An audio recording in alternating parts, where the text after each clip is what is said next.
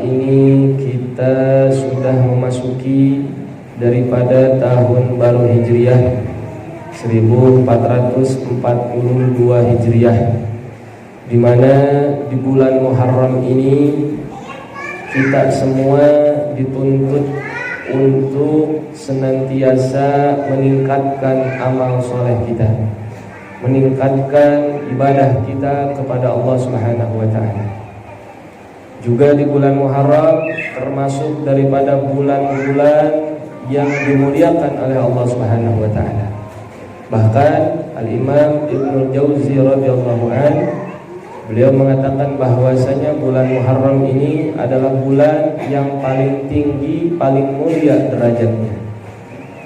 Sehingga bulan Muharram merupakan salah satu bulan yang dimuliakan oleh Allah, karena Allah Subhanahu wa Ta'ala telah berfirman dalam Al-Qur'an surat At-Taubah ayat 36, faqala ta'ala a'udzu billahi minasyaitonir rajim, inna iddatash syuhur indallahi 12 syahran fi kitabillah yauma khalaqas samawati wal ard minha arba'atun hurum.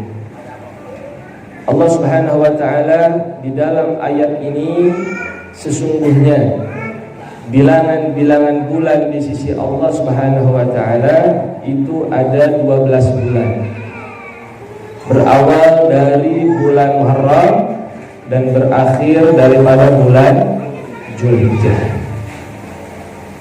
Di dalam ayat ini, kenapa bulan Muharram disebut ataupun termasuk daripada bulan-bulan haram? Bulan-bulan haram ini bukan berarti haram kita melakukan kebaikan, bukan.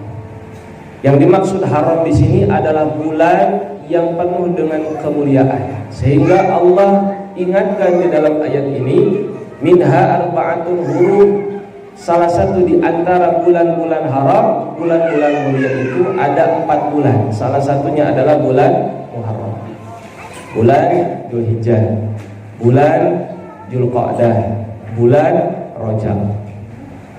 Nah, ini bulan Muharram. Kenapa disebut bulan haram atau bulan yang mulia?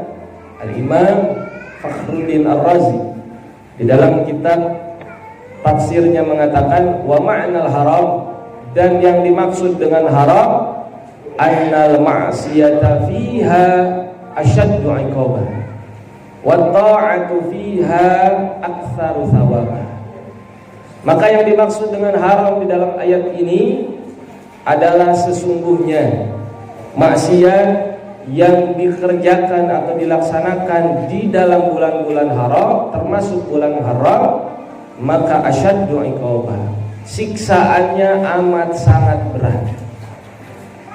Begitu juga bagi siapapun orang yang beriman kepada Allah, dia melakukan ketaatan kepada Allah di bulan-bulan yang diharamkan oleh Allah, aktsaru thawaba, maka pahalanya dilipat gandakan, pahalanya besar. Sehingga para alimul ulama menganjurkan kepada kita untuk senantiasa meningkatkan ibadah kita kepada Allah.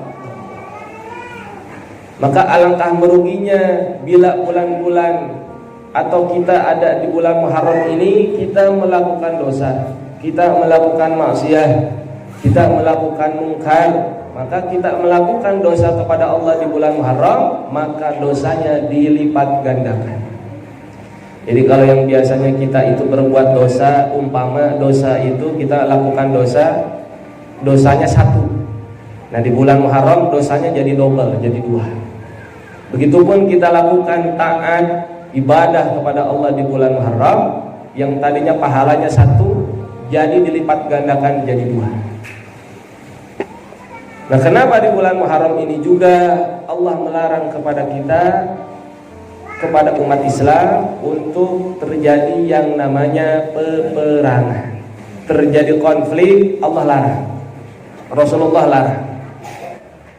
Nah, oleh karenanya di bulan Muharram ini juga kita mesti memegang teguh daripada pesan yang disampaikan oleh Sayyidina Ali bin Abi Thalib radhiyallahu anhu, bahwasanya di bulan Muharram ini kita semua harus menjadi kun indallahi khairan nas.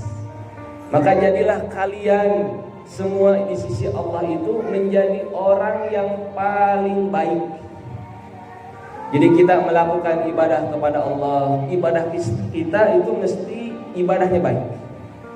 Kita melakukan kebaikan kepada Allah, kebaikan tersebut mesti sesuai dengan aturan Allah. Wa kun indan nafsi syarran nas, dan jadilah kalian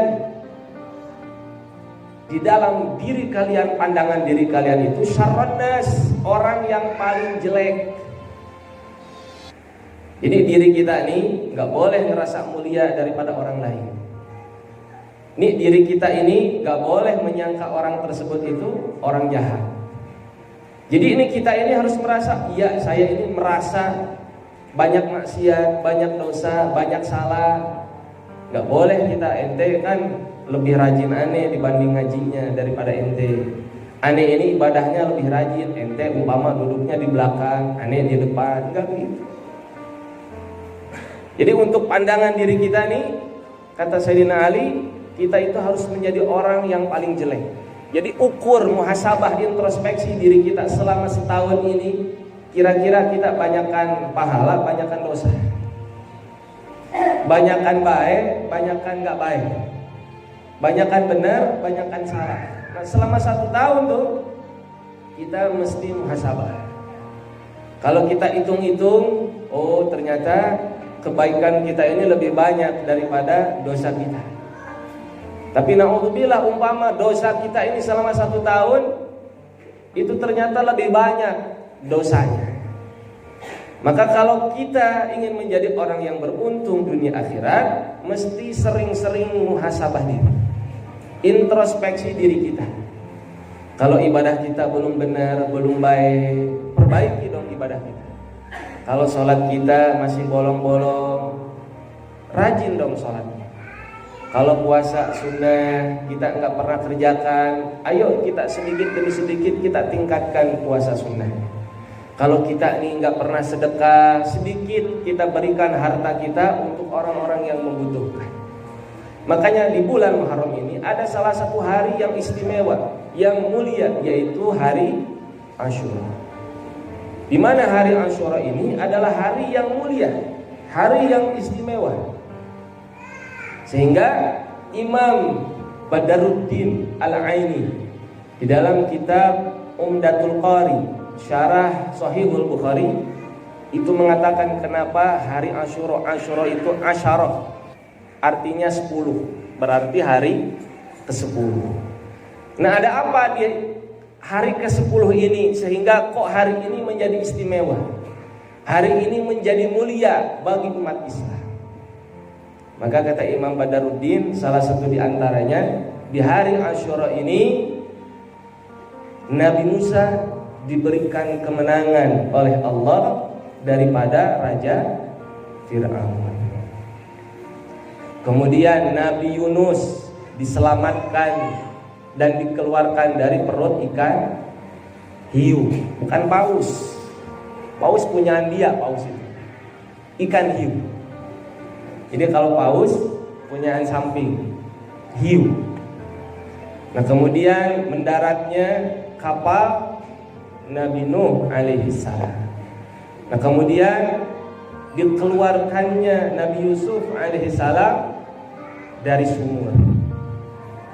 Nah kemudian Nabi Adam alaihi salam diberikan ampunan oleh Allah. Kemudian lahirnya Nabi Isa alaihi salam. Kemudian lahirnya Nabi Ibrahim alaihi salam. Nah kemudian mata Nabi Yakub yang dibutakan oleh Allah akhirnya bisa dilihat kembali, bisa melihat lagi Nabi Yakub alaihi salam. Nah kemudian yang terakhir, Allah berikan jaminan kepada baginda Nabi besar Muhammad sallallahu alaihi wasallam, diberikan ampunan yang masa lalu juga masa yang akan datang. Nah, di hari Asyura ini keistimewaan yang diberikan kepada nabi-nabi ini, sehingga agama Islam itu dari dulu sudah ada. Bukan agama Islam itu lahir ketika zaman Nabi Muhammad, bukan. Nabi Muhammad itu hanya meneruskan. Meskipun memang ajaran-ajarannya itu senantiasa diperbaharui menurut atau melihat umat. Jadi kalau di zaman Nabi Adam tuh agama Islam itu sudah ada. Makanya Nabi Adam ketika menikah dengan Siti Hawa alaihissalam itu maharnya sholawat. Nah, sholawat ini ajaran agama Islam bukan? Sholawat ini yang memerintahkan siapa? Allah. Nah, berarti agama Islam ini ada sejak zaman Nabi Adam. Nah, adapun ajarannya salah satunya Nabi Adam, syariatnya Nabi Adam itu menikah, kawin antara mahram dengan mahram itu boleh. Itu dulu ajaran agama Islam ketika zaman Nabi Adam. Jadi mahram sama mahram, saudara sama saudara itu bisa nikah. Itu di zamannya Nabi Adam. Di zaman Nabi Musa ajarannya lain lagi, syariatnya. Di zaman Nabi Musa syariatnya lain lagi. Satu laki-laki bisa menikahi perempuan sepuasnya. Berarti ada perbedaan nggak ajarannya agama Islam? Ada. Di zaman Nabi Musa bebas laki-laki itu nikah sama perempuan sepuasnya. Andai kata sekecamatan ente sanggup umpama dulu, boleh silakan. Nah, tapi kalau buat istri, buat perempuan nggak cocok nih kayaknya. Nah, itu dulu begitu. Kenapa? Karena di situ ada Raja Fir'aun. Raja Fir'aun itu kalau antum lihat, itu Raja Fir'aun tingginya 8 meter. Antum bayangin, ini paling 3 meter. 8 meter ya. Jadi raksasa itu, pernah dengar kan raksasa begitu?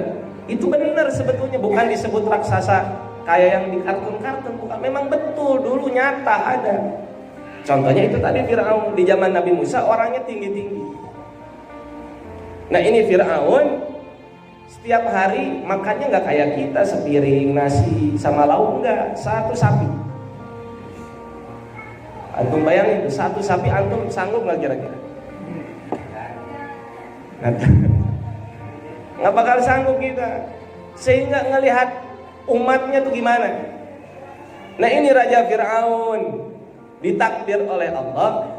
Ini Raja Fir'aun sepanjang hidup nggak pernah sakit, nggak pernah sariawan, nggak pernah muriang, sehingga Raja Fir'aun ini menganggap dirinya itu sebagai Tuhan. Bisa antum bayangin tuh Raja Fir'aun umurnya 400 lebih, sepanjang hidupnya nggak sakit, sehingga ya dia ngerasa kalau saya ini Tuhan. Sehingga juga ditakdir oleh Allah diberi istri yang solehah. Siapa? Sayyidah Asiyah, yang menemani daripada ibundanya Rasulullah, Sayyidah Aminah, ketika akan proses melahirkannya Rasulullah Sallallahu Alaihi Wasallam. Nah, ini Sayyidah Asiyah jangan dianggap, oh katanya kok istri solehah, tapi kok sukunya suami Fir'aun. Jangan salah paham. Jadi Sayyidah Asiyah selama berkumpul dengan Raja Fir'aun gak pernah disentuh, gak pernah dijima. Jadi kalau Fir'aun tuh lagi naik begitu, pengen jima, itu Allah angkat Sayyidah Asiyah diganti dengan perempuan lain. Sehingga ini Sayyidah Asiyah menjadi perempuan yang mulia. Nah, kemudian di zaman Nabi Isa syariatnya berubah lagi. Yang tadi di zaman Nabi Adam mahram sama mahram boleh nikah. Di zaman Nabi Musa satu laki-laki bisa menikahi perempuan sebebasnya. Di zaman Nabi Isa lain lagi syariat. Satu laki-laki hanya boleh menikah dengan satu perempuan, gak boleh lebih. Cocok buat perempuan. Nah, itu syariatnya lain lagi. Berarti ada perubahan. Ada perubahan melihat umatnya ketika itu. Nah, kemudian di zaman Nabi kita, Nabi Muhammad SAW, Allah berikan syariat yang sempurna, tidak terlalu berat, juga tidak terlalu ringan, ada di tengah-tengah. Sehingga satu laki-laki boleh menikahi dengan 4 perempuan. Satu laki-laki boleh menikah dengan 4 perempuan.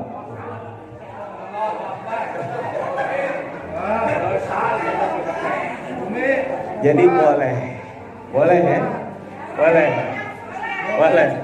boleh langsung 4. Nah ini perempuan syariat ini wah cocok syariatnya di zaman Nabi Isa nih kayaknya. Nah, oleh karena itu